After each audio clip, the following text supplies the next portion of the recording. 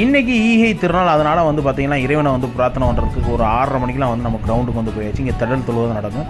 அந்த ஈகை திருநாளை பற்றி கொஞ்சம் சொற்பொழிலாம் ஆட்டினாங்க. அதுக்கப்புறம் தொழுதுட்டு நம்ம வந்து வீட்டுக்கு வந்தாச்சு. வீட்டில் வந்து இந்த ஈகை திருநாளோட முக்கிய பங்கு வந்து இந்த குர்பானி கொடுக்குறது. அது வந்து நம்ம நிறைவேற்றிட்டு அதுக்கப்புறம் வந்து மார்னிங் பிரேக்ஃபாஸ்ட் சாப்பிட்றதுக்காக உட்காந்தாச்சு.